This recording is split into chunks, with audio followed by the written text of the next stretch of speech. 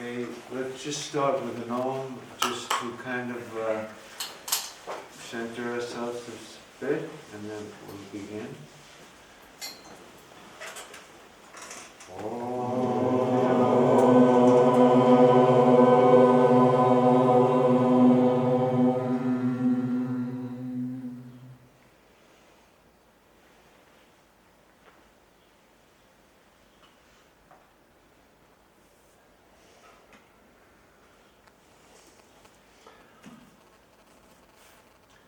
When I began the classes here, I think I told you that there were 3 groups of literature that people have to study if they really want to know Vedanta, and that's the Upanishads, the Bhagavad Gita, and the Brahma Sutras. This is called the Prasthanatraya, or the 3 approaches to Vedanta. And this book is the greatest of the 3 for sadhakas, because this is called Sadhana Prasthana, the approach of practice. What is the practical Vedanta? Now I'm taking the 13th chapter, which is talking about the highest discrimination between the Kshetra and the Kshetrajna. This is already after a tremendous amount of material has been covered. We're just starting because I wanted to share with you what the philosophy, the Siddhanta, the highest teaching of the Gita is, that the Kshetrajna in you is Paramatma. Kshetrajna chapi ma vidhi. You must remember that. The clear teaching of the Gita is that the witness in you is Paramatma. You are God. You're not separate from Him. But as long as you take yourself to be the Kshetra, then he's Ishvara. So not much on sadhana, except for that 13, 7 through 11. If you ever really want to know what are the qualities that I'm going to have to eventually get somehow to make this knowledge not just book knowledge, but something that actually sinks deep into my own experience. In order for that to happen, the qualities of humility, lack of hypocrisy, control of the senses, dispassion towards the objects of the senses, sitting close to a teacher, acharya upasanam, saucham, cleanliness inside and outside, all of those are part of the sadhana. That's the preliminary. And with those qualities you can begin Karmayoga. The very beginning of Karmayoga, which starts in the 3rd chapter, begins in the 3rd chapter. After Krishna tells Arjuna in the 2nd chapter the highest teaching, there never was a time when I was not, nor you, nor these warriors, nor will there be a time when we will cease to be, unchanging, eternal, immortal. He taught him the highest teaching right from the get-go. But Arjuna was not an adhikari for that jnana. He had to be taught, Uttishta, get up, Yujasva, enter into the battle. The Gita is not teaching renunciation from the world. It teaches us how to be in the world and unaffected by it. Asaktir, unattached. Karmani abhipravrito api, even while doing the actions. Nakimchit karomi, I do nothing. This state, not stopping actions. If you stop actions, Krishna says, he who sees action and no action, that's an action. But he who sees inaction, no action, karmaniya karmaya pashet, sa buddhiman, he's the buddhiman, buddhiman, the one who has buddhi, the discriminative wisdom, that the witness never does anything, even while the gunas are moving. even while this body is acting. Guna guneshu, the gunas are moving against the gunas. But I, the witnessing consciousness that lights up everything, that jyoti, that light of all lights, acharam, unchanging, never acting, because it's not in time, it's not in space, it can't modify itself. It never acts. Akarma, he who sees no action in the action. Sabuddhiman, he's discriminated. He's the Paramahamsa, the one who separated the milk from the water, the self from the not self. All of the sadhana is only to purify our minds enough, to make our minds introvert enough, to make our minds subtle enough, to make our minds pure enough, because the reality that we have to realize is the most the most subtle. Krishna just said sukshmatvat, because it is the most subtle, avigyayam. We can't see it, it's unknown to us. To the ignorant people, durastam, it's so far away. But for those who know the truth, antike, it's the nearest. There's nothing nearer, because it's your own self. That sadhana of purifying your mind, of turning inwards, that's the spiritual journey. There's no other journey. It has nothing to do with going to the Himalayas or Rishikesh. It doesn't have to do with sitting in a cave somewhere. The real journey is to leave all of this behind and to seek out your own true self. That means the mind has to introvert. The mind naturally is extrovert because it's filled with desires, filled with greed, filled with jealousy. And until we purify the mind, this teaching is like singing to the deaf. Meaningless. For a person who wants to make money, you tell him about the witness. How much money is he going to make with the witness? I have no interest. Not only doesn't he have any interest, he can't understand it. It makes no sense. Because he's not going to try to introvert his mind. He can't. The mind is so gross, so thick. We have to purify the mind, thin it out. And that's why we have to begin with Karmayoga. You have to act so you don't be tamas. Nirantara karma is the very first step. You do your duty, whatever it is in this world you have to do. You have to get over that tamas. And then to get over the rajas, you have to lose your identification, your desire for the fruit of that action. Whatever you're doing, it's not for the fruit. You do it with an attitude that I'm doing it for that Paramatma, that Ishvara, that Supreme Being. I'm doing it for you, O Lord. I do everything for you. You'll provide the fruit, whatever it is. I'll take it gladly. It'll be your prasada. That Ishvara prasada buddhi.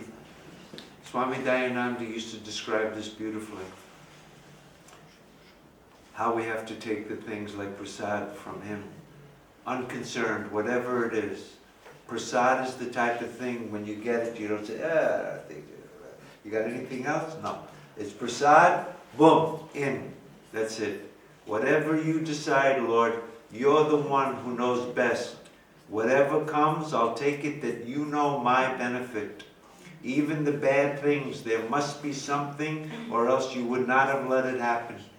Something to be learnt about it. Something to be understood about it. It's your prasad. Then the next stage is of Karma Yoga. Not only not being attached to the fruit of your action, but not being attached to the very action itself. The sankalpa to do the action, I'm not attached. When that thought comes up, I'm going to go to India. Then the action, I go to India. Then the fruit, I'm in India. The sankalpa, the karma, and the phala. I have no attachment to any of it. Now you're freed from the bondage of karma. That's the freedom from the bondage of karma. When you're totally freed from all karma, then the mind can rest totally on God, even while all the actions are going on. Now you're free. That's called Naishkarmya. In the 3rd chapter, Krishna says to Arjuna, man does not attain actionlessness merely by renouncing action. He teaches Arjuna how to do action so it won't be a bondage. Once the mind has become sattvic, by not being attached, now you can really do this discrimination. What is the Kshetra? Who is the Kshetrajna? At that stage, you can now see I do nothing, even while all these things apparently are going on. That's how you get freed from the bondage of karma. That's called Naishkarmya. And then there's a perfection of that. It's called Naishkarma Siddhi. That person is the Jnana-nishta. That's the one who's established in knowledge. That's the bhakta, the real bhakta. That's the meaning of bhakti. His mind is totally absorbed in that, even while all the activities are going on. While walking, talking, sitting, moving, he feels I do nothing. At that stage, in 1850, Krishna says, Siddhi prapta yatha brahma apnoti tatshrunu, having attained this Naishkarma Siddhi, being free from all actions. I'm going to tell you how you attain Brahman. Why isn't being free from all actions the final thing? Because even being free from all actions is in ignorance. Brahman is not free from all actions. He doesn't see himself doing nothing while the gunas are moving. He's not a gunatita, beyond the gunas. Because in Brahman there are no gunas. He's not actionlessness, because there's no time or space. He neither is unchanging or changing. He's neither born nor unborn.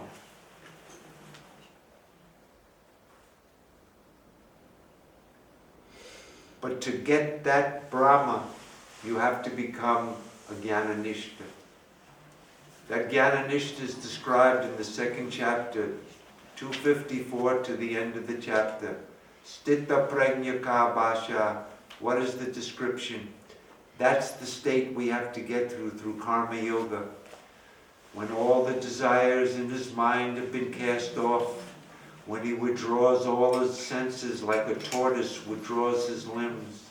When you can read it, you'll see how far away we are from this. You won't get to that without progressing through these steps. In the 7th chapter, Krishna says, have your mind on me always.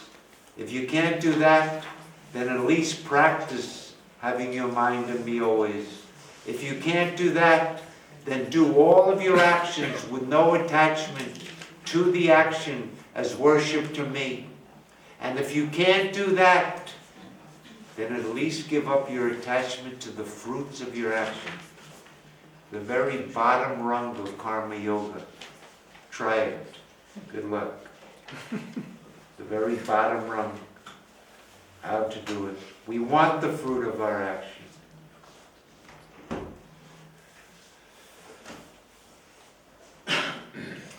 So this book is the handbook. It's teaching us the highest truth. If you read Shankara's introduction to the Gita, he says this Gita is Sarva Vedanta Sara Samgraha Bhutam. It is the essence of all of the Upanishads. It teaches the sadhana and the highest truth. But the emphasis is on sadhana. And for a sadhaka, for someone who wants to get onto the spiritual path and practice sadhana, this is the guidebook. This is the Boy Scout handbook for sadhakas. You have to pickle your mind in the Gita. You read it. No, but Krishna says, I am the creator of the Vedanta, and I'm the only one who knows the Vedanta. You'll never understand the Gita until you become like Krishna. Don't think, no matter how much you study this book, there's more to learn. It's like an onion, this book. As we do the sadhana, the mind becomes more pure. As our mind becomes more pure, the teaching of the Gita, slokas that you've read 100 times, you read it, and all of a sudden it opens up a new vista. How is it that it's so clear? But because my mind was so thick, so rajas, so tamas, as the mind gets purer, the Gita reveals it's like an onion. We think we got it, but then one time we peel off a thing and a new thing opens up. We think we got it, and then more and more, as our mind gets more sattvic and more sattvic, the Gita becomes what seems to be a contradictory chaos. Someplace there's yoga, seems to be a little Vedanta, a little Samkhya, a little... Is there any teaching here? The whole Gita becomes a cosmos, a coherent teaching that makes perfect sense, right from the beginning up to the highest teaching. Tattvamasi, you are that Brahman. It's in here, in the Gita. He tells Arjuna how to become one with me. And the highest sadhana, the very highest sadhana, the culmination of all sadhana is bhakti. There is no higher sadhana than bhakti. You have to fall in love with that reality. It has to be something, a yearning for that is to the exclusion of everything else. Bhaktiyaiva mam abhijanati. By bhakti alone you will come to know me. Mat bhakta buddhi yogam dadami. I give my devotee that power to discriminate so that he becomes one with me. Only my devotee I give him that capacity.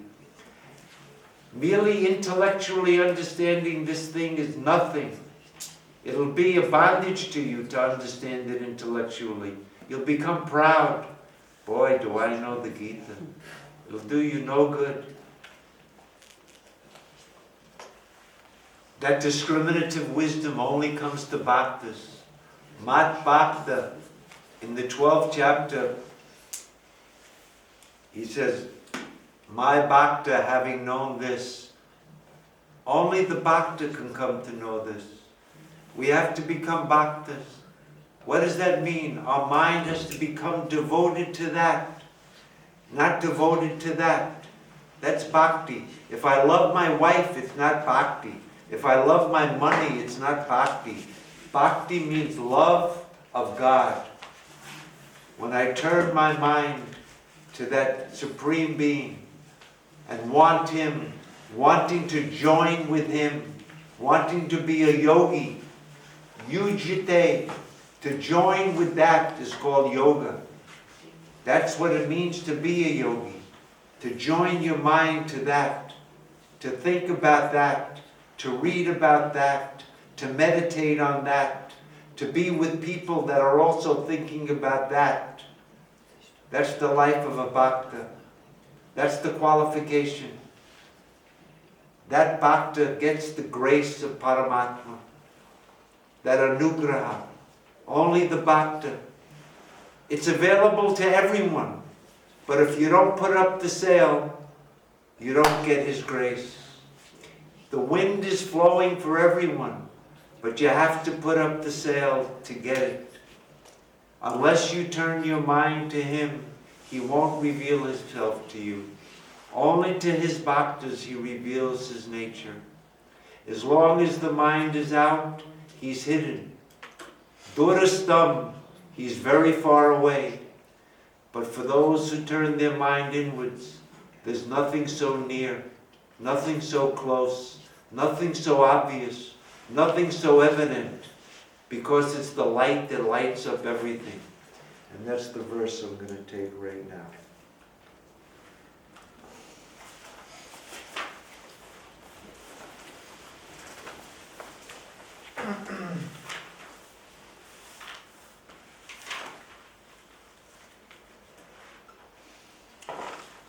Jyotishamapi tat jyoti tamasa paramuchyate jnanam geyam jnanagamyam hridi sarvasya vivishyatam.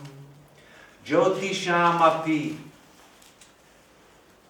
of all the lights, Jyotisham, of all the lights, tat jyotihi, that is the light. It's the light that lights up all the lights. Jyotisham, of all the lights, Jyotihi, that is the light that lights up all the lights. Look at it. You are the light of the whole waking state. You are the light of the whole dream state. That's the Jyoti. That witness in you is the eternal light that lights up all phenomena. Not only do you light up the light, you light up the darkness. You're the light that lights up the light and the darkness, and you're beyond light and darkness.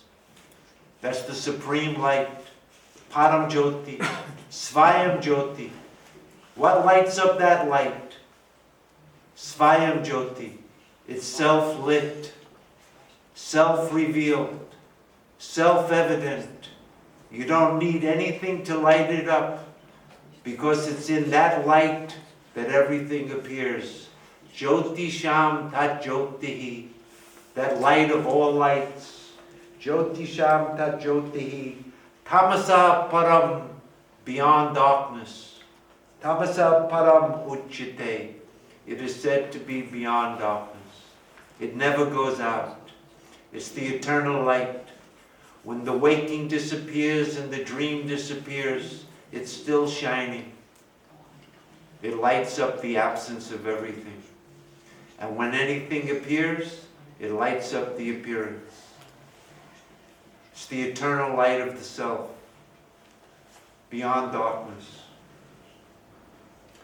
And then he sums up, Jnanam Geyam Jnanagamyam. Knowledge. Geyam. Knowledge was, do you remember that list of Amanitvam, Madambitvam, Ahimsa, humility, lack of boastfulness, straightforwardness, all of that Krishna called jnana. Why did he call that jnana? Does anybody remember? Because it leads to jnana. Yes, it leads to jnana. But that last one in the list is the jnana. Tattva jnana artha darshanam. The last in the list, it says, Adhyatma jnana nityatvam, always involved in the knowledge of the inner self. That's the jnana nishta. And the final stage is that darshanam, tattva jnana, the knowledge of that tattva, that truth. Tattva jnana artha, that object that is revealed by that knowledge. Darshanam.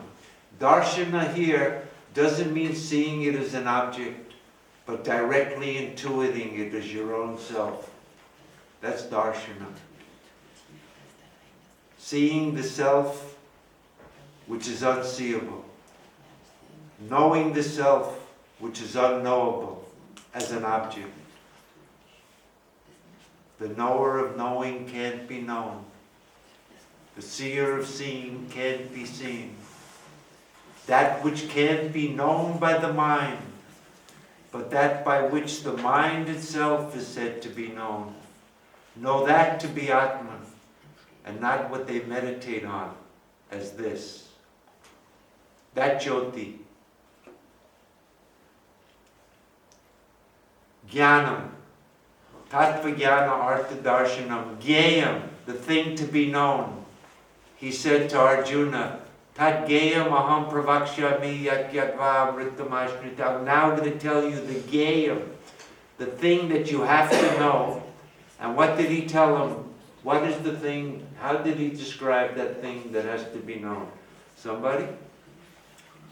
If you know it, there's nothing. No. Somebody? This was the Nasat Uchite. Anybody? Existent and not existent. It's neither Neither existent nor Nasat, it's not existent.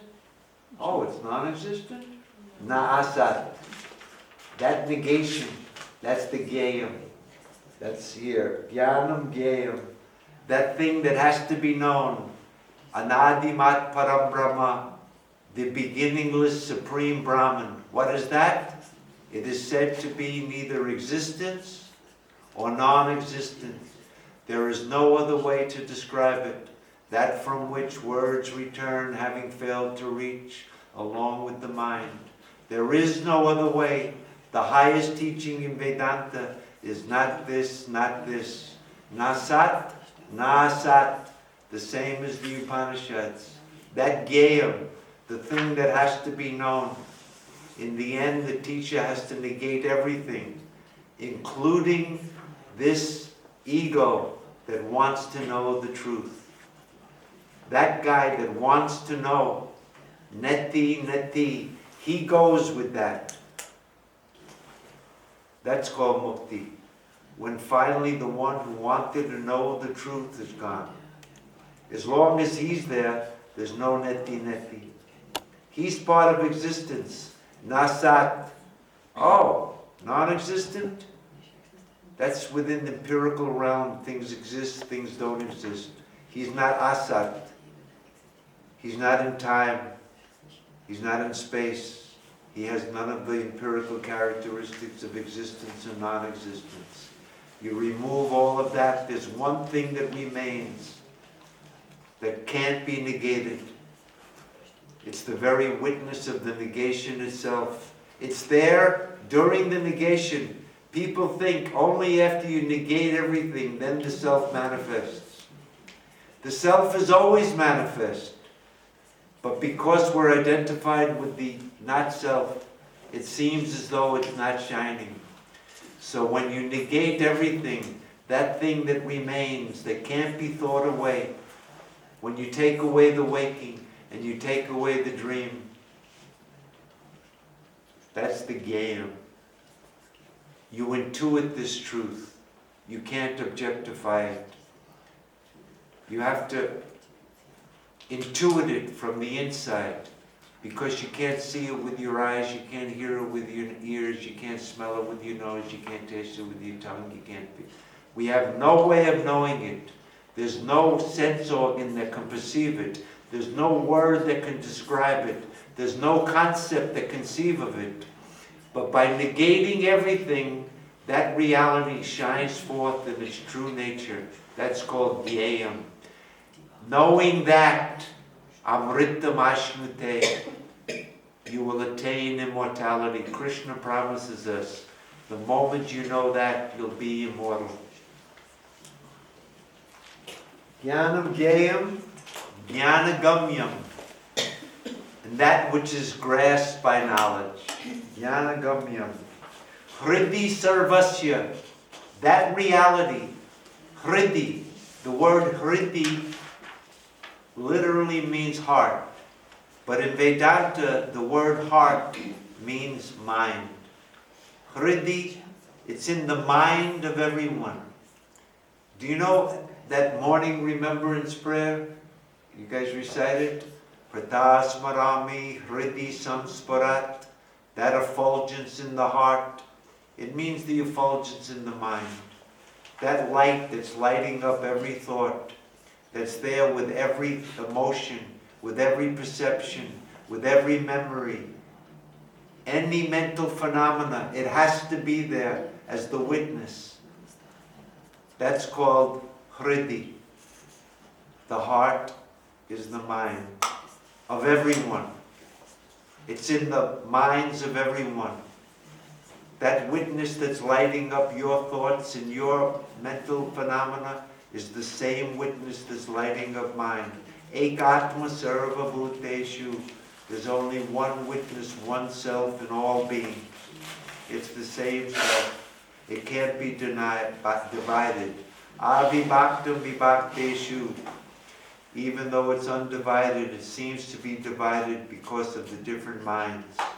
Even though space is undivided, it seems divided because of the different cups. But there's just one space. in all of the hridis. Sarvasya hridi. This jnanam is in you. This gyayam is in you. And the only way that you can see it is by introverting the mind. That's what a pure mind means. When the mind is on the world, that's called an impure mind, because the world is always changing. And so the mind is like the monkey mind, running after this, trying to avoid that, raga dvesha, likes and dislikes. This is how we go about our business. But you can never realize that jyoti as long as the mind is like that. You have to spiritualize your mind, which means it has to turn inwards.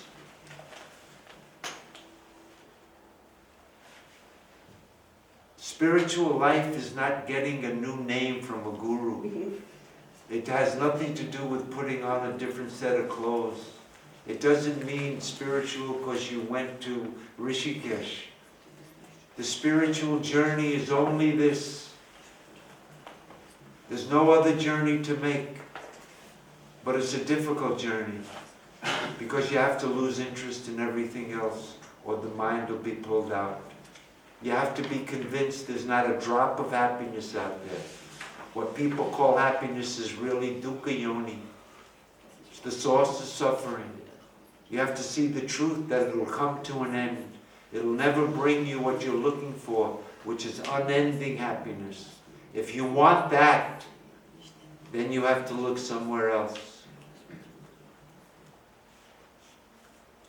Jnanam gyayam jnanabhasam hridi sarvasya, in the hearts of every being. It's not far away from you. It's right there in your own mind. But the mind can't objectify it. That's the problem.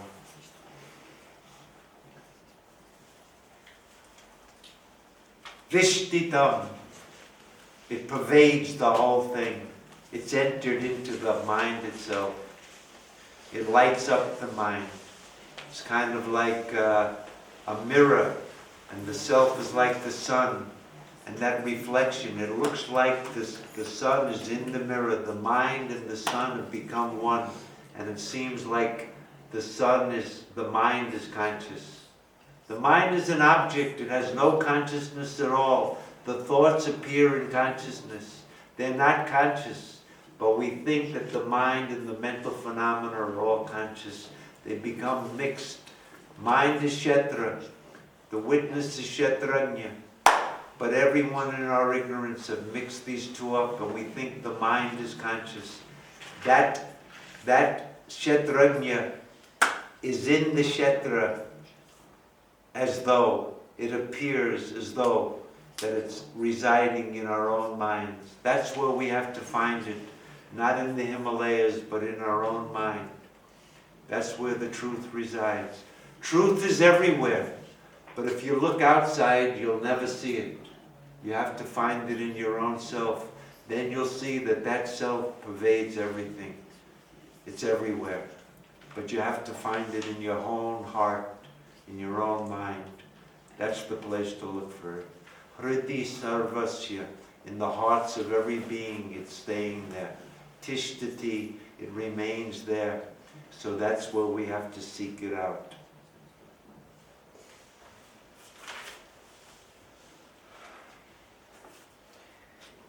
And he sums up this portion like this: Iti kshetram tata jnanam gyayam cha uktam samasata mat bhaktayat vigneya mat bhavaya upapadyate. Let me explain this verse, and then we'll stop with the Gita. Iti, indeed, kshetram, what is the field? Tada jnanam, what is knowledge?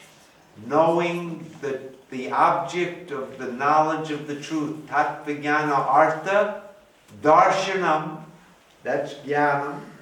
Gyayam, that thing that has to be known, which is not this, nasat, nasat. There's no other way to describe it. There's an Upanishadic verse that says, Sa neti neti atma. Na param Anushasanam. This is the self which is not this, not this. There is no higher teaching than not this, not this. That's the highest teaching of Vedanta. There's no other way to teach it. No word can describe it. Only the negation of what it's not. You don't need anything to reveal it because it's Svayam Jyoti. It's self-lit. It's self-revealed. It's self-evident. It's self-manifest. Nothing need to be done to reveal it. You just have to remove everything that you mixed it up with. That's the neti. So he says, Shetram Jnanam Gyayam Chiche Uktam Samasartaha. I've told you briefly, Arjuna, what is the Gyayam? Not this, not this. What is knowledge? Tattvajnana Artha Darshanam. The direct seeing of that thing which is not this, not this. And I've told you what is the Kshetra. Kshetra is the Mahabhutani, the whole universe made up of elements. The Ahamkara is also Kshetra. We think the ego is the subject, but the Gita tells us a secret. It's also Kshetra. What about the intellect? Isn't that filled with consciousness? Kshetra. I have told you this samasataha, very briefly, and now the next line says this. Mat bhakta, my devotee. Only his devotee gets to know this. Mat bhakta, etat vigneya. Having known this, my bhakta, having known this, mat bhavaya upapadyate, he becomes fit to become me. My bhakta becomes fit when he knows this. This is the Gita. Look at the beauty.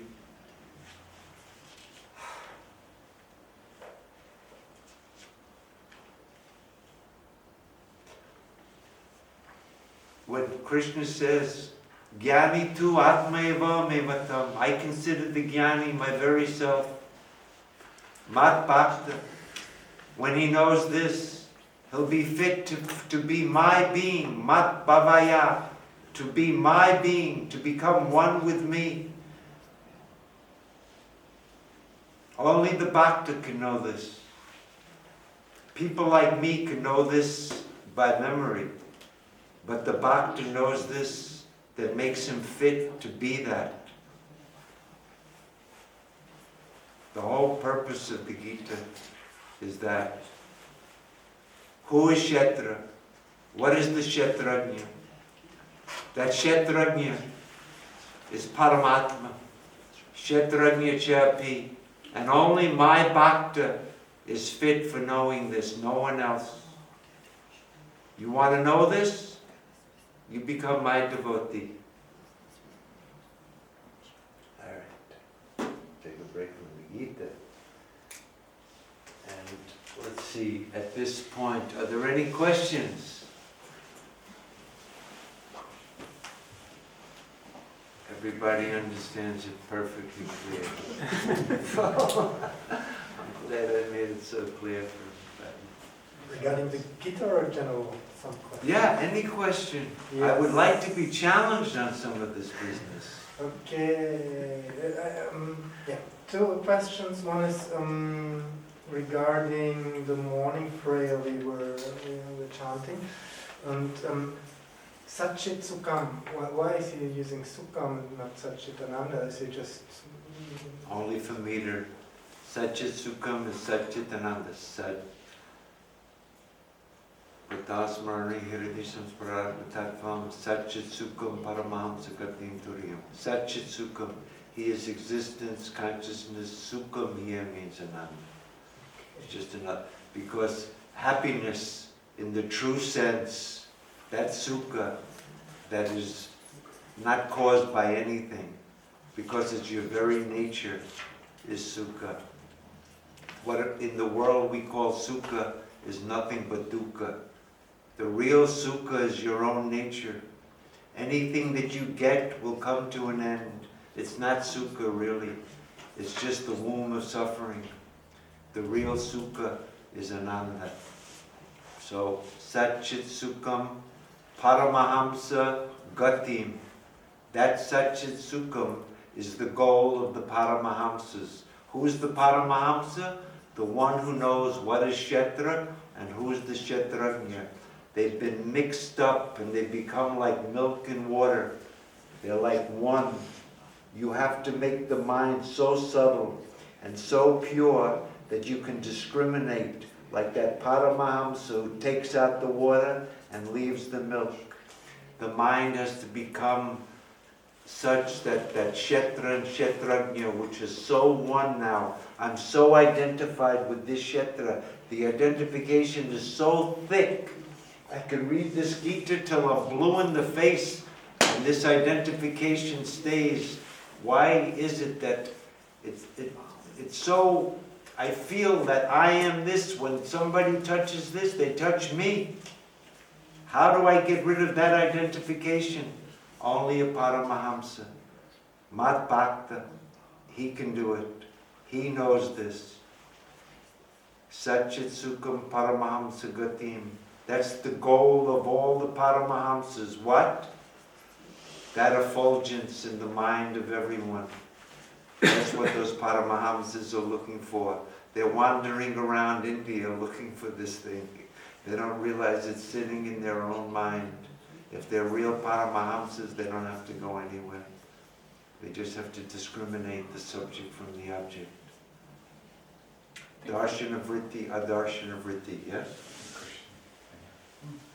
Yes. Yeah, I've got a simple question maybe.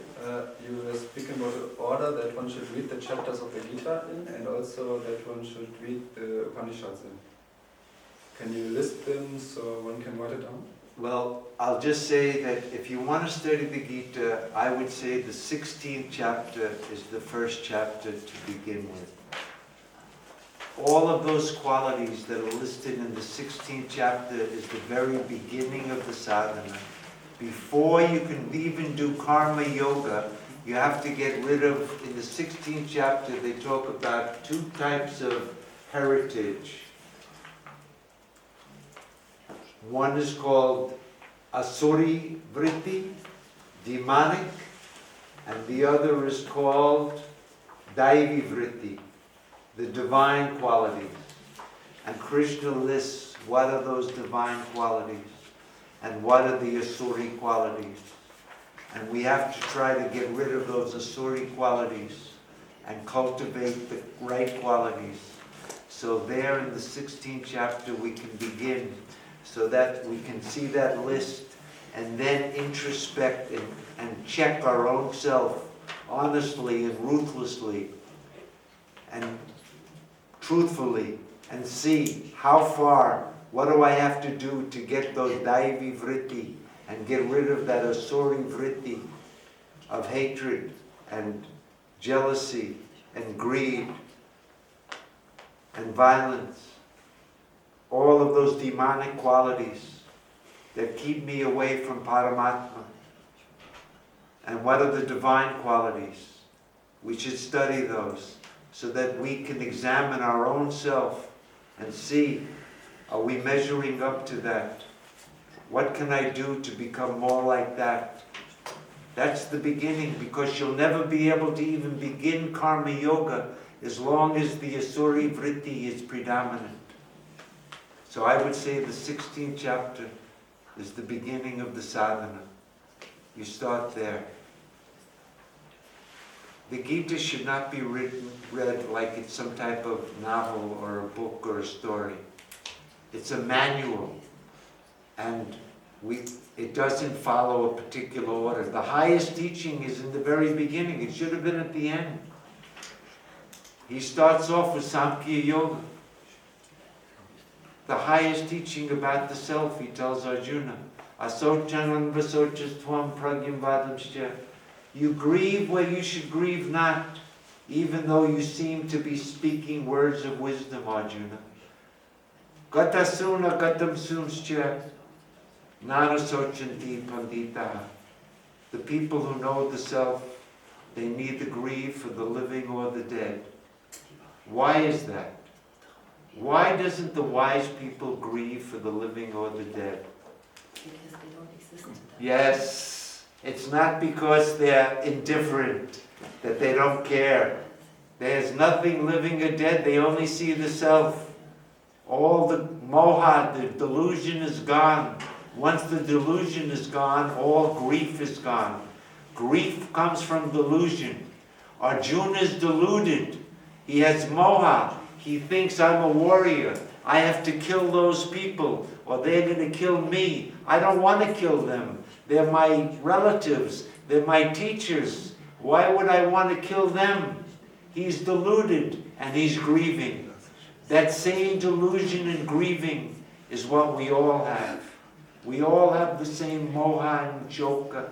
We're all in delusion, and because of that we're grieving. But when the moha is gone, when the delusion is gone, the word moha comes from the Sanskrit root muj. Muj means to mix up. The really meaning of the word moha is that I've mixed up myself with the not-self. That's the only delusion in Vedanta. There's no other delusion than this. That's the moha. And because of that, shoka. Moha and shoka. The whole purpose of the Gita is to remove the moha so we have no shoka. He's talking over the shoulder of Arjuna to us. We all have the same moha and we're all grieving. And he's going to tell us how to put an end to that delusion so that we will grieve no more. Ma suchaha. And for 18 chapters, he goes through this whole business. And then in 1866, he finally sums up what you chant every night at the Arti. Sarva dharma parityajya, mamekam sharanam vraja, sarva papebhyaha aham vimokshayishami, ma suchaha. It ends with ma suchaha, don't grieve. If you mam ekam sharanam, you take refuge in mam ekam, oneness with me, I will free you from all sin. As long as you're apart from me, I can't do it, Arjuna. But if you give up all dharmas, sarva dharma, here dharma we should take as anatma, all not self. You give up all not self, even the one who wants to give up, that ego.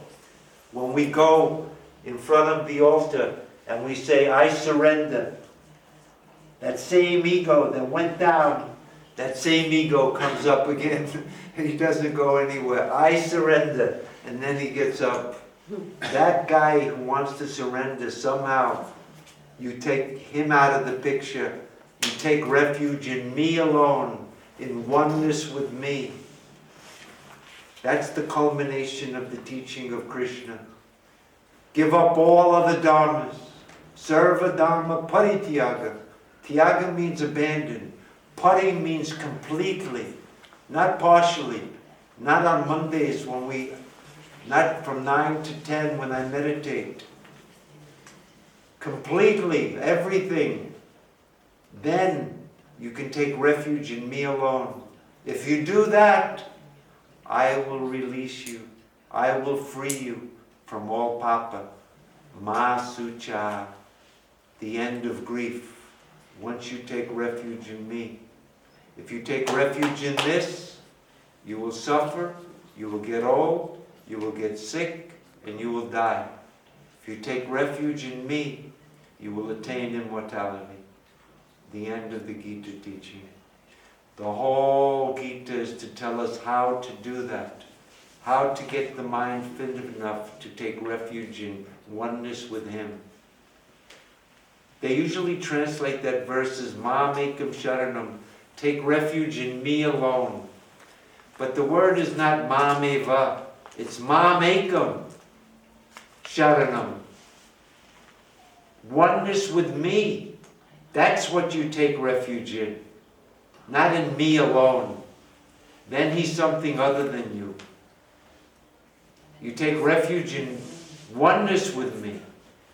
Then you'll be free from all papa. There's no other way. And the only way to become one with him is to know that you are him. Kshetranya chapi mam vidi. You should know that that witness in you is me. That's the jnana. That's the wisdom that's taught. And all of the sadhana is just to prepare us so that we can understand this truth in our own experience. Not with our intellect, with our direct experience. Not as a concept, but as a fact, like the berry on the fruit of your hand. You have to see this truth. And when you know this truth, you'll be that. And when you're that, you won't even know that you're that. When the ignorance is gone, you won't know that it's gone. That's moksha. Not knowing anything. In Vedanta, to know doesn't mean to know. It means to be. If you pick up one thing from this whole series of lectures here, just remember this. Knowledge doesn't mean knowing anything. It means being. That's the only moksha. When you're that, you won't know that you're that. The self doesn't know itself. The self doesn't have to know itself. The self can't know itself. There's nothing other than the self that ever knew the self. If there was, duality would be true. When there's no more knower, nothing known, and no knowledge, that's called Atma-jnana. That's Atma-jnana. When the Pramatru, Pramana, Prameya, Vyavahara is gone. It's not a question of knowing anything. Brahmavid, Brahmabhavati. But when to him all has become the self alone, what will he see and with what? What will he hear and with what? What will he know and with what?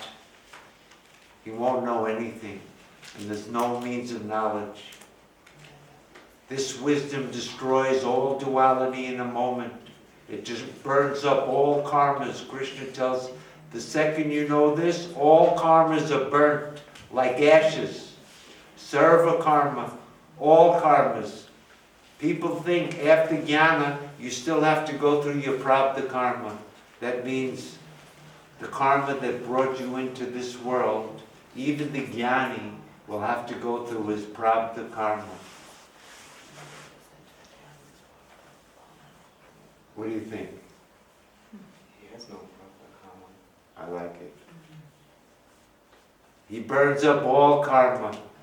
I have no prabdha, I have no agama, and I have no, what's the third one? Sanchita karma. All karmas are burnt up. He doesn't make an exception. Read the Gita. He says he burns up all karmas. There's no prabdha for him. But what about that guy that's sitting in front of me teaching, the guru? Isn't he have his prabdha? You superimpose on the jnani that he has a body, mind, and senses, and that he's teaching you Vedanta. But from his point of view, he never said a word. He never taught anybody anything. There's no Vedanta. There's no students. There's no gurus. There's no ignorant people. And there's no wise men. There's only the self. That's Advaita. That's moksha. Not knowing anything. The one who feels he knows this is all Maya is an ignorant man. It won't help you. As long as there's a knower, you're finished. You are that. That is not a knower. That never knew anything. The seventh mantra of the Mandukya, na anta prajna na bahish prajna, na ubayata prajna. He's not aware of the dream, na anta prajna. He's not aware of the bahish, the waking. He's not aware of deep sleep. The self never knew anything. The witness never witnessed anything. He's only called a witness because you think there's something witnessed. When you realize the witnessed is just Maya, it's just an appearance that never was, isn't when it's appearing, and never will be, then he's not a witness. That was just a deliberate adhyaropa for the purpose of teaching. There's no witness because there's nothing witnessed. The self never saw anything. If he ever saw anything, duality would be true. To remove the idea that I'm the ego, we call him the witness. But when you see that the witness never was, it's just like a dream, swapnavat, the whole second chapter of the Gaudapada Karikas, which has to be studied if you really want to understand how is the waking and dream exactly the same, no difference. Then from that point of view, all duality is like a dream. And a dream is that which appears to be real, but in truth never was. You're the truth of the dream. You're the only reality. That's Advaita. That's the final teaching. Ekam Advityam, one without a second. You are that. You've always been that. You don't have to make any effort to become that. You don't have to change anything. You don't have to merge into it. It's your eternal nature. You can't even lose it. Even in our ignorance, we are that. Because I say I am fat, I am thin, it doesn't change my nature at all. I'm the witness of all of those thoughts, unaffected, unattached. But in our ignorance, we identify with this. I'm going to ask somebody a question here. This is a PhD question in Vedanta. Who gets the liberation? Does the ego get liberated? Or does the self get liberated? No one. No one. Nobody. What are you, a PhD candidate? That's correct. But then why does the scripture talk about I will liberate you from all sin? You have to get mukti. The whole purpose of Vedanta is to attain moksha. You know, in the culture of ancient India, there were 4 pursuits for a person to have: dharma, artha, kama, and moksha. And this was considered the parama purushartha. The highest goal of human life is moksha. But who gets the moksha? Does the ego get it? Why can't the ego get moksha? It does not exist. It doesn't exist. So it can't get moksha. How about the self? Can the self get moksha? Why not? It's already free. Nitya muktaha. It's eternally free. So who gets the moksha? All we can say is that because of ignorance, the self seemed as though bound. And when the ignorance is gone, we can say the self seems as though now it's free. But the ego never gets moksha. So if anyone says, I'm mukta, I'm liberated, I'm enlightened, I know the truth, that lying person, that phony fraud, if he even opens his mouth like that, you should know that he doesn't understand Advaita. Nobody can say he's a jnani. When you're a jnani, you won't even know you're a jnani, because the knower will be gone. The best you can be is a jnananishta. a Brahmanishta. That's the guru. The one who knows the scripture and the one whose mind is established in that. That's not a jnani. You can't go to a jnani because a jnani can't teach you. But a jnananishta can. That's who we have to find. It's the jnananishta who finally gets the jnana. But that body doesn't drop dead when you get the jnana. From your point of view, you're Brahman. You have no students, you do nothing, you teach nothing. Though speaking all day, not a word has been said. Though walking all day, I have not moved an inch. I have no students. In me there's neither memory or forgetfulness. I am Satchitananda Swarupa. That's the jnana. The self never gets liberated. But because of ignorance, it's the self that seems as though it was bound, as if. And because of knowledge, it seems as though the self was freed. But the ego will never be freed. In Upadesha Sahasri, Shankara says, if the ego were to think that it was freed, there would still be no end to its suffering. If I think I am mukta, I'm enlightened, I know the truth, there'll still be no end to its suffering.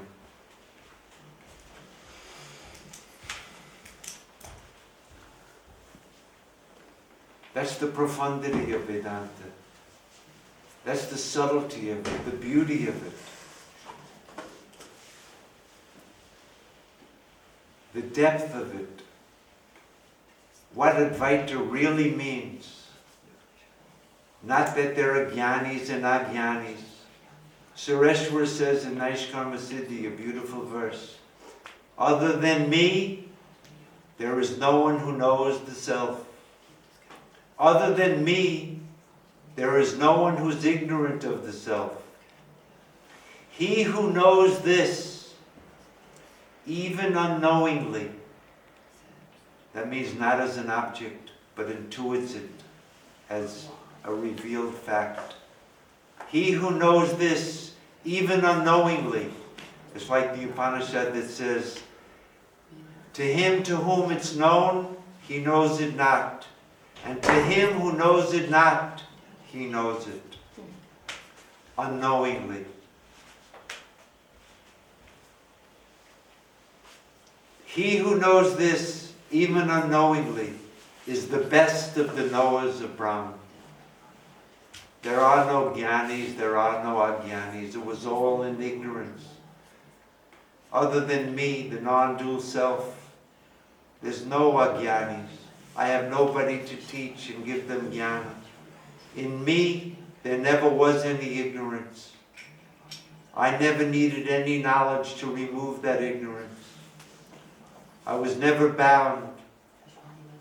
I never had to become free. We should all remember that famous verse by Gaudapada. Na patir, there is no creation. Na nirodha, there is no destruction. Na badaha, there's nobody bound. Na sadhakaha. The whole Gita is sadhana. Na sadhakaha. There is nobody practicing spiritual discipline. Na mumukshu. There is nobody who desires liberation. Shankara said the most important quality is a desire for liberation. Na mumukshu. Na muktaha. And there's nobody liberated. Iti esha paramartaha. That is the highest truth. If that's the highest truth, then all of this other business about everything comes from Brahman, everything abides in Brahman, everything goes back, na paramartaha. I am bound because of my ignorance, na paramartaha. I have to practice sadhana and purify my mind and turn in and become a bhakta, na paramartaha. I have to desire liberation. Nobody has ever desired liberation, and there's nobody who ever got liberated. This is the truth. But in our ignorance, we think there's a creation, and I feel like I'm bound, and I want to do something to get freed from it, and I desire my moksha, and I'm sure there must be some type of mukti, but in truth, none of it is real. That's Advaita. That's the real Advaita. Gaudapada is so beautiful, so radical, so extreme. To get your mind into Gaudapada, to see how Shankara explains Gaudapada, those 4 chapters,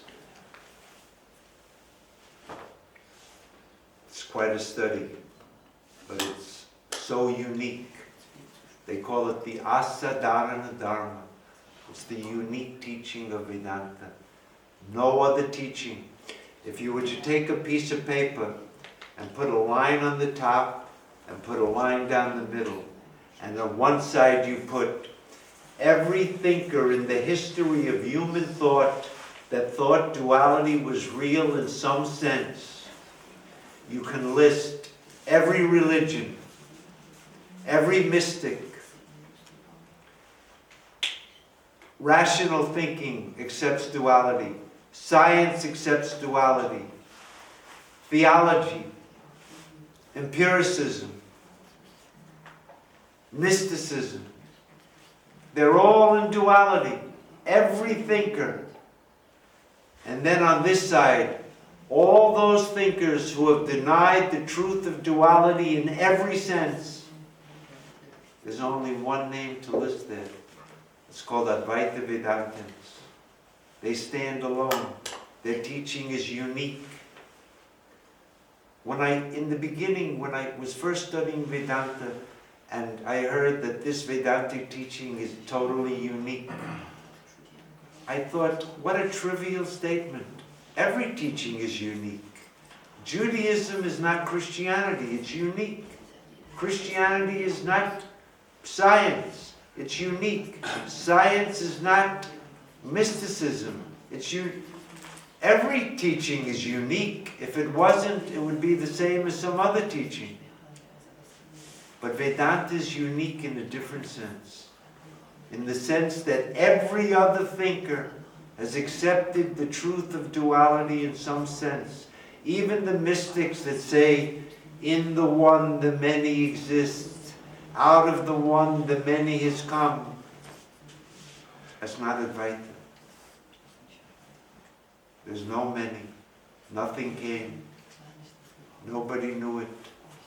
There's only one reality. There's only one group of thinkers. And that tradition belongs to the Upanishads. They're the ones who teach Sarvam Idam Brahmam. All this is Brahmaneva alone. Ekam Advityam. It is one, and there is no second thing. That is the self. I am Atma Brahma. The self is that non-dual reality. That is the Asadharana Dharma. That's why it's unique. Because it denies the truth of duality in every sense. And no other teaching teaches like that.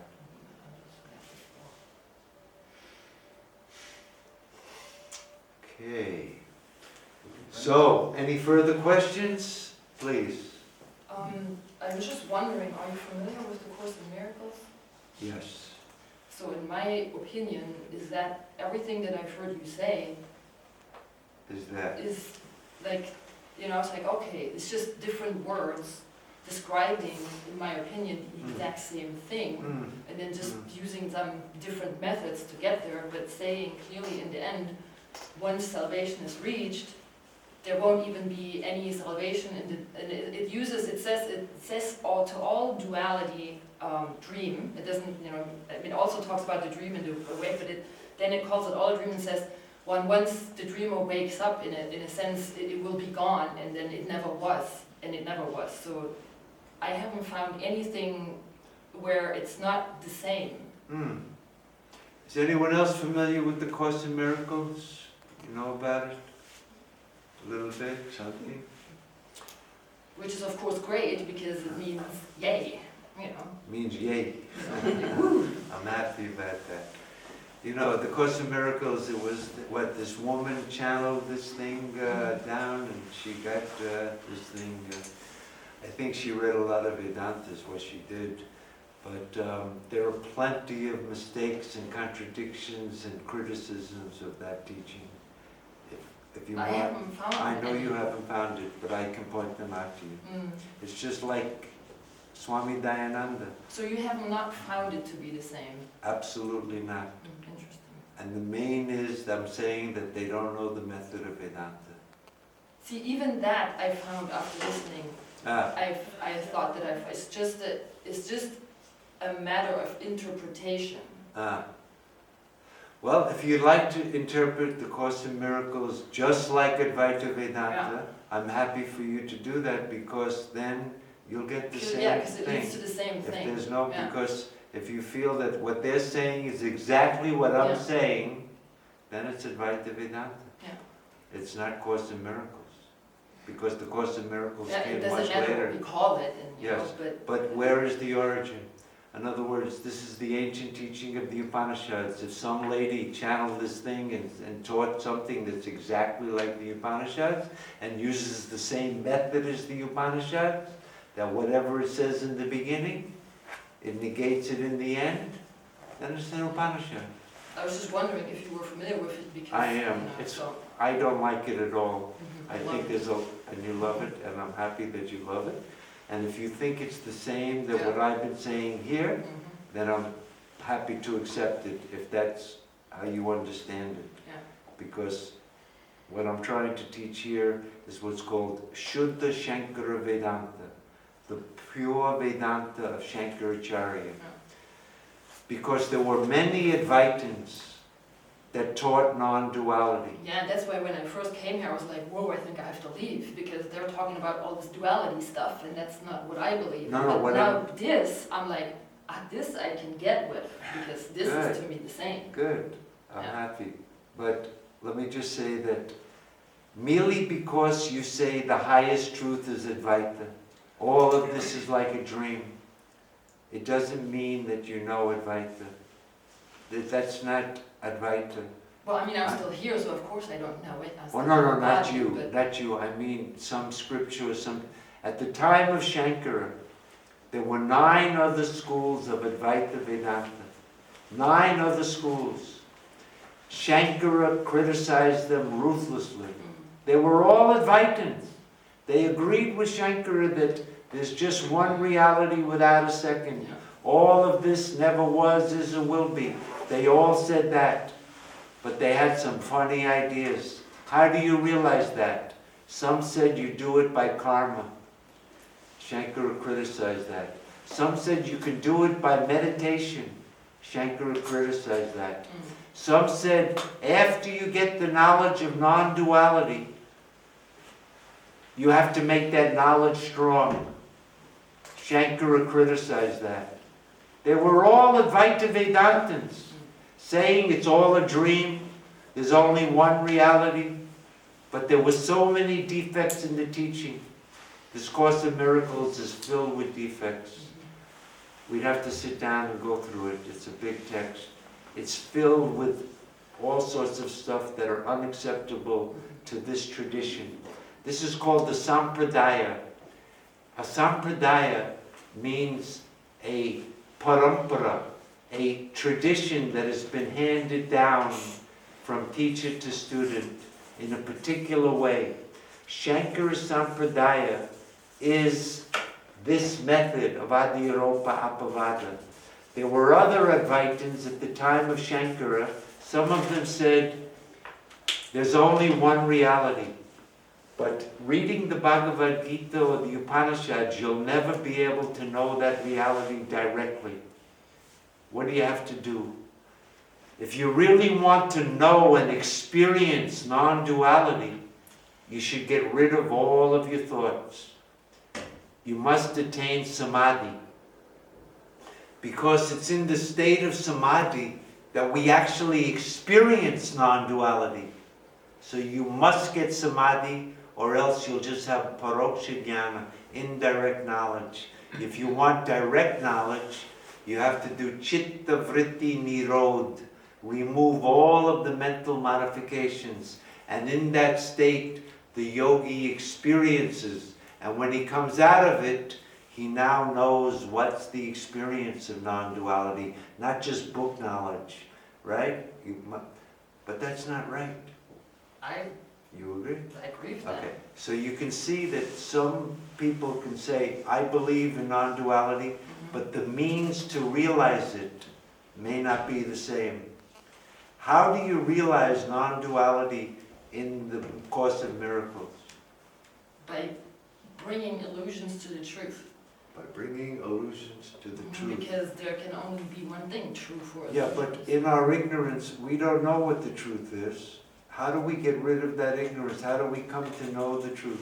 I mean, there's ways, but I can't hold a lecture here now. No, just give me a little idea. To forgive everything. Forgive And to everything. forgive it not in a sense of traditional forgiving, I'm better than you, so I'm forgiving you, but you did the thing. But to say, I'm forgiving the world because nothing ever happened, nothing's happening now, and nothing ever will happen.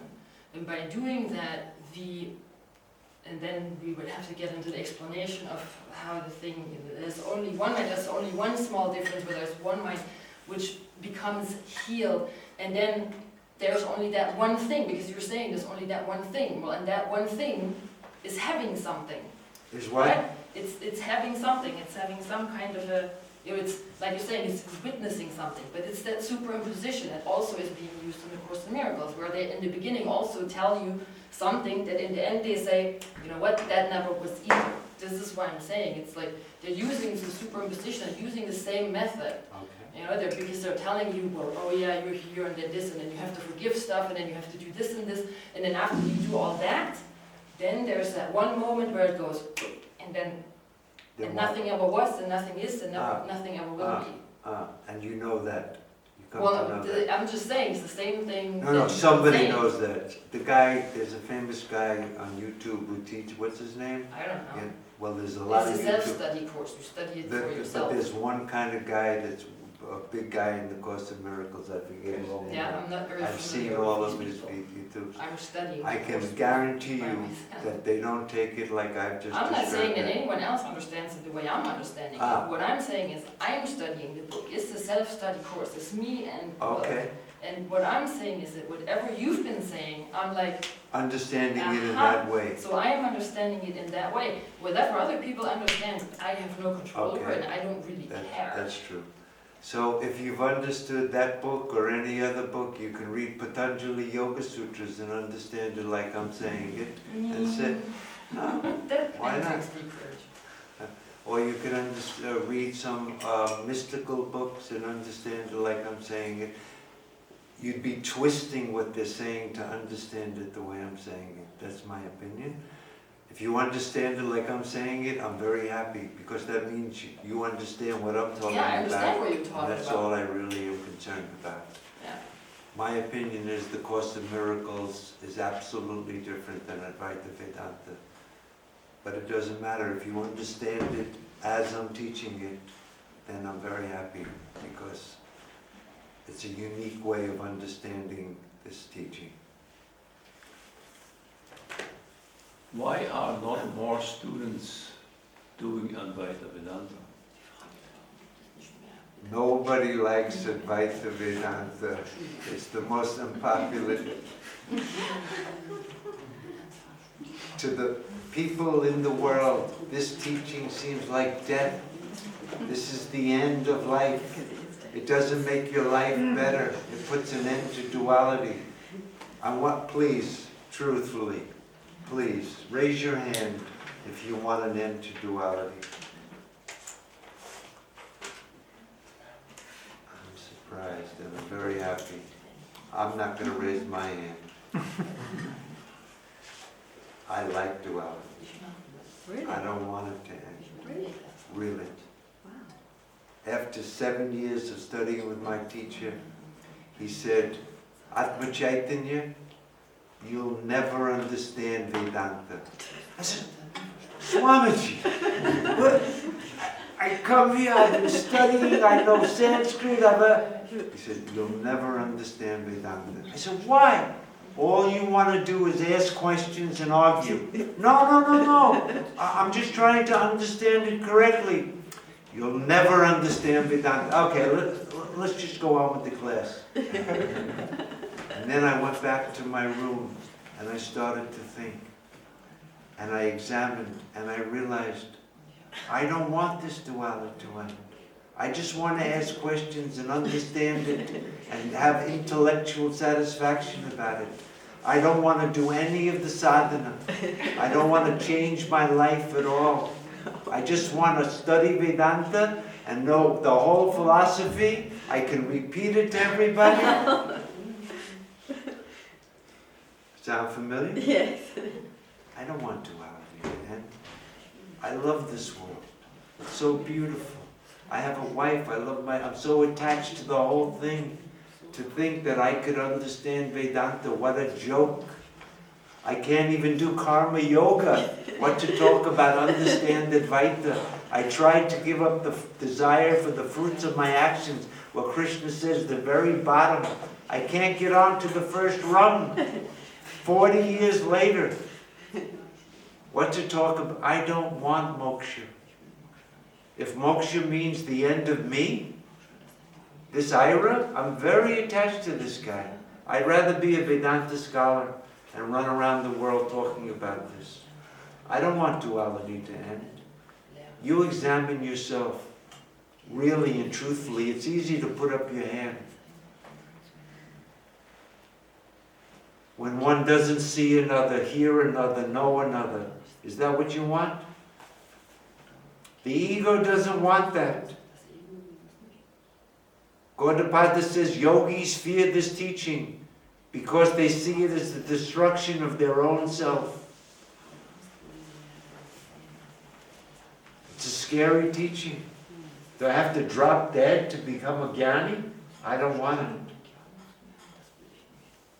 Of course, Gaudapada says we see fear where there's no fear at all. That's the state of fearlessness. Not being an ego. But that's another story. And I realized in that room, I'm not a mumukshu. I just want to study the subject and then go eat in nice restaurants and buy fancy watches and live in a beautiful house. I'm filled with desires 40 years later. That vairagya, it never came to me. That inward turn, I get it when I'm sitting here talking to you guys. But I'm just as extrovert as everyone else. There's no difference. I'm sorry to say. I'm not a guru. Shrotriya Brahmanishta. That's not me.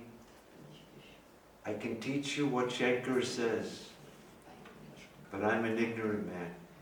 I'm worse than an ignorant man. I'm someone who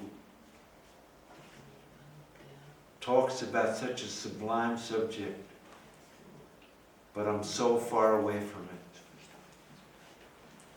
It's my pravda, it's my karma. But it doesn't have to apply to you. Those people who raised their hand and said they really want non-duality, they're the candidates for it. They're the real ones. They're the mumukshus. And I encourage you, if you have that desire, you'll be the one who can understand this thing the best.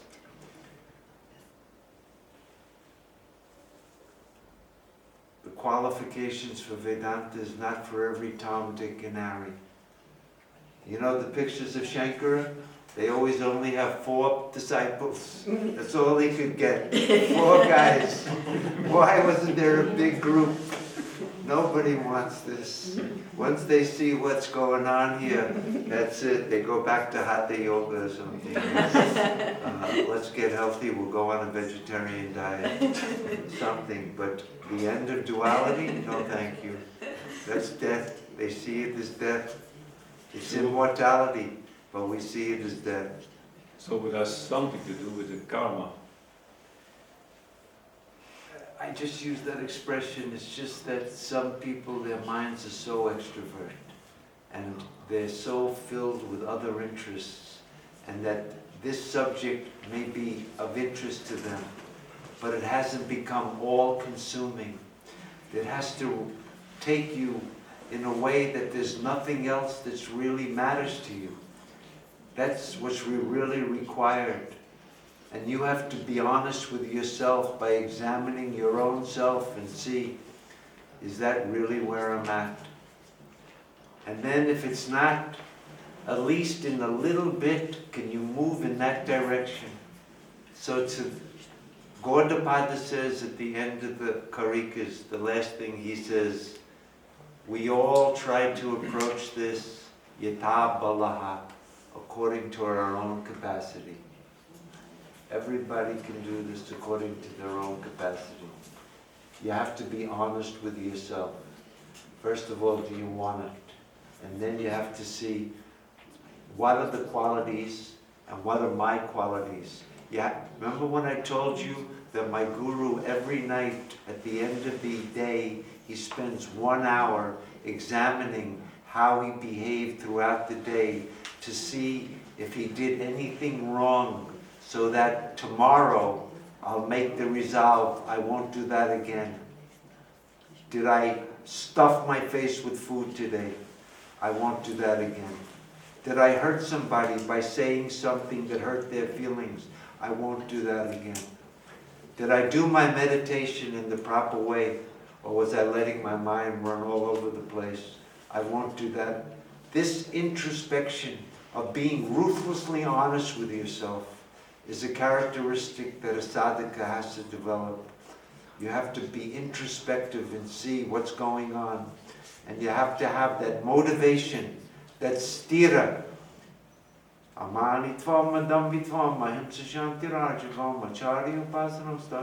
Stirium,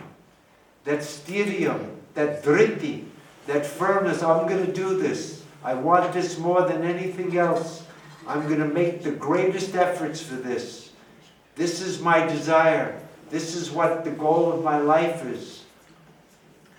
For that person, it becomes very easy. In the beginning, we have to make the greatest efforts. But when you become a jnana-nishta, all of those qualities will be yours with no effort at all. You'll make no effort to be humble. It'll be your nature. You don't have to be jealous of anyone. Why? I am Donald Trump. I am a billionaire, and I am the pauper. I am everybody. I have all the wealth. There's nothing other than me. What could I want? It's not an effort not to be jealous. There's nobody richer than me. There's nobody more content than me. Because I found the goal of my life. Krita kritya. I've done what I had to do. There's nothing more to be done. That feeling of the jnana-nishta, who's satisfied in himself. Atmani eva tushtaha. He's satisfied in the self alone. Atmani eva ramantaha. He revels in that self alone. Atmani eva sthitaha. That jnana-nishta, he's established in that reality. That's the person. He doesn't have to make any more efforts. He made the greatest efforts to get there. But when he realizes, I am that, he is that. And this jnana-nishta remains a jnana-nishta. But now, all of those qualities are his with no effort at all. And he becomes the example of what ignorant people like us have to strive to become. He's the acharya, because his achara, his behavior is so beautiful, so perfect. He's so content. He's sitting in the corner with 2 cloths. He's got nothing. And the guy's sitting there happy. How could that be? He's got nothing. If they give him some food, okay. No food, okay. How could that be? And there he is, content in his own self. Is there really such a state? Krishna says, He's the same in praise and pleasure, in happiness and sorrow, in pain. Even the greatest pains don't affect him. How could that be? You watch the Acharya, how he lives. You see if he's trying to get into the people's pocket, get their money, trying to sleep with the ladies, trying to... That's the Acharyas we have today. The people who think they're jnanis, and they're beyond Dharma and the Dharma, so they can do anything. They can stuff their face with food. Why not? I'm a jnani. This type of hypocrisy. Arjavam, straightforwardness. Not presenting yourself as a big guru to the people, and then you got a private life in the room there. You're watching Netflix.